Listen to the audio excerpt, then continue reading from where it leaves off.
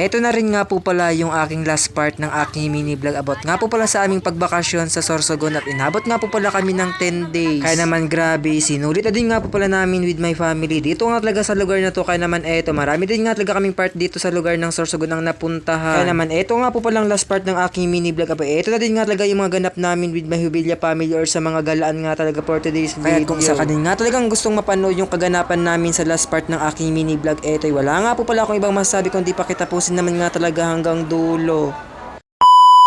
Hi guys, a day in my life as a small content creator at the age of 21. Kaya naman, let's go! In-insert ko din nga po pala itong kaganapan namin habang naglalakad nga po pala kami. Papunta nga talaga sa bayan ng kapatid ni mama. Mag-aalaon na din nga po pala yan ng hapon. At kahit na nga po pala medyo makulimlim sa mga oras na abay, napakainit pa din nga talaga. Medyo may karamihan nga din talaga kami naglalakad sa mga oras na yan habang papunta nga talaga sa bayan ng kapatid ni mama. At ang bawat isa po pala abay, enjoy na enjoy nga din talaga sa paglalakad. Yung mga kasama ko nga po pala dyan abay sila tita and tito, and syempre hindi nga po pala dyan mawawala yung mga pinsan ko. Ito nga po palang barangay na to or ito nga talagang pinaglalakaran namin. Abay part na din nga po pala to ng bundok for today's video. Dahil medyo may kalayuan nga talaga yung bahay ng kapatid ni mama. Kaya naman eto abay mapapalaban nga talaga kami sa pagpupunas namin ng kanya-kanya naming pawis. Buti na nga lang talaga pinahiram ako ng tita ko ng jogging pants dahil yung sabi ko nga bundok nga po pala yung aming nilalakaran. Kaya naman medyo may mga taas nga talagang damo at makakatipa nga talaga. Hindi na nga po pala ako nakakuha ng iba naming kaganapan habang nasa bahay na nga po pala kami ng kapatid ni mama. Kaya naman eto abay tungo naman nga talaga tayo sa panibagong araw. Syempre, panibagong araw, panibagong gala na naman nga talaga kami for today's video. Dahil yung sabi ko nga, sinasulit na nga po pala namin yung pagbakasyon dito nga talaga sa Sorsogon. Kaya naman pagkatapos nga po pala namin kumain ng pananghalian, abay nagbiyahe naman nga talaga kami simula nga talaga sa Barangay Marinas, papunta nga talaga dito sa Barcelona, Sorsogon. Feeling nga kasi nga talaga yung pinunta namin dito sa lugar ng kapatid nila mamang lalaki or kila Tito Kaluyot. Dahil yung tita ko nga talaga na from Antique, abay hingi nga talaga ng pili. Sa lugar nga kasi nga talaga nila Tita Maricel from Antique, abay hindi nga po pala talaga to familiar to nga po palang piling. Kaya ito naman yung isa kong tito abay umakyat na din nga talaga sa puno ng pili para naman makakuha na din nga talaga ng bunga at hindi nga lang po pala bunga yung maiuwi ng tita ko kundi kumuha din nga talaga siya ng itatanim. Kaya naman yung tita ko abay meron na nga po pala siyang ipapasalubong na sikat nga talaga dito sa Bicol at yun nga talaga yung dulsing pili. Dahil may low pressure pa nga talaga sa araw na yan at medyo makulimlim at umaambon pa nga talaga eto, tuloy pa din nga talaga sa paghanap nga din nga talaga ng bunga ng pili. Bale, eto na din nga po pala yung kabuuan naming nakuhang pili at yung may balat nga talaga abay yun din nga talaga yung bagong pita. At syempre yung wala naman nga talagang balat na pili abay yun nga din talaga yung medyo may katagalan ng nahulog at ngayon pa nga lang po pala namin napupulo. Kaya naman simula nga po pala dito sa Sorsogon, Bicol abay makakapunta na din nga po pala tong piling ito sa lugar nga talaga nila Tita Maricel sa may Antique, Iloilo. At dahil inabot na nga po pala kami ng gabi at pagkatapos nga po pala namin kumain ng hapunan sa mga oras na eto, dumiretso na nga po pala kami dito nga talaga sa may park ng Barcelona, Sorsogon. Syempre hindi nga talaga pwedeng hindi kami makapunta nga talaga dito sa pasyalan na to at isa nga din po pala to sa pinagdadarayo nga talaga dito sa Sorsogon ng mga vloggers, syempre ng mga photographers. Last part na nga talaga ng aking mini vlog about nga po pala dito sa pagbakasyon namin dito nga talaga sa Sorsogon na ito. Kaya naman eto nga po palang kaganapan namin ng pinsan ko sa araw na yun abay sinama ko na din nga talaga. Ang haling tapat nga pala yung biyahe namin ng pinsan ko at ang kanyang partner habang papunta nga po pala kami sa may bakon sa Wanga. And syempre bago nga po pala ako magpapatuloy sa aking pag-voice over abay magpapasalamat muna nga po pala ako sa tita ko na si Tita Maricel dahil siya na nga po pala yung nagsagot sa aking pamasahe. In-invite nga kasi nga talaga kami ng kapatid nila mamang panganay na si Tita Jo na bago nga daw kami umuwi sa aming kanya-kanyang lugar abay pumunta muna nga kami sabay nga talaga nila sa may bakon sa Wanga. Dahil andun naman nga daw yung anak na Tita Jo yung panganay na sa Ate Jo na kaya naman eto for the biyahe na din nga talaga ang mga person sa mga oras na yan. Habang nakasakay nga talaga kami ng tricycle eto napadaan nga talaga kami dito nga talaga sa may sport arena kaya naman hindi na din nga talaga ako nagpalit napakuha na din nga talaga ako ng video yung i-insert ko nga talaga sa aking mini vlog. Dahil sa pagkapunta ko nga talaga or pagpasok sa may sport arena abay nung lumaban pa nga talaga kami sa may Kasanggayan Festival noong October 2020 At sa abutin nga talaga ng 2 oras si kalahati namin pagbabiyahe habang papunta nga talaga sa may bakon sa Wanga eto sa wakas nakarating na din nga talaga kami dito for today's video. At bago nga po pala kami nakarating dito sa lugar na to abay 4 rides nga po pala yung aming biyahe papunta nga po pala talaga dito. At dahil hindi naman nga talaga ako sanay sa biyaheng malayuan kaya naman eto ang person abay nahihilo nga talaga ako sa mga oras na yan. Muto na nga po pala kami dito sa lugar na to at dahil kinaumagaan po pala ba yun na din nga talaga yung aming pag-alis dito nga talaga sa Sorsogon. Medyo may kalapitan nga talaga talaga yung bahay nila tita dito nga talaga sa may dagat, kaya naman eto ang mga person. Hindi din nga kami nagpaulit, pumunta na din nga po pala kami dito nga talaga sa may pangpang. Pahuli na din nga talaga ng maliliit na isda. Ito nga po palang dalawa kong kasama dahil uwi nga daw nila talaga sa lugar nila sa Antique. Tinulungan na din nga talaga sila ng mga bata dahil medyo may karamihan nga din talaga yung maliliit na isda. Dahil mag-alas 4 na din nga talaga yan ng hapon at may oras pa din nga talaga kami, kaya naman eto abay sinulit na din nga talaga namin yung paggagala nga talaga dito sa may tabi ng dagat. Bali dito nga po pala kami natulog sa lugar nga talaga nila tita dito sa Bakon sa Wanga, at kinaumagaan po pala abay madaling araw na nga lang po pala kami nagbiyahe pa uwi dito sa may marina. Syempre fast forward ko na din nga talaga at ito na din yung araw ng pag-alis nga po pala namin dito sa lugar ng Sorsogon. Schedule po pala namin sa araw na yung abay alas 2 nga talaga ng hapon, kaya naman 1 PM pa nga lang talaga abay nasa terminal na din nga talaga kami ng Guba. At syempre bago ko na talaga tapusin tong aking mini vlog abay magpapasalamat muna nga talaga ako kay Tita Anne and syempre kay Tita Bibi sa pagpapatuloy nyo nga talaga sa amin sa inyong tahanan ng ilang days.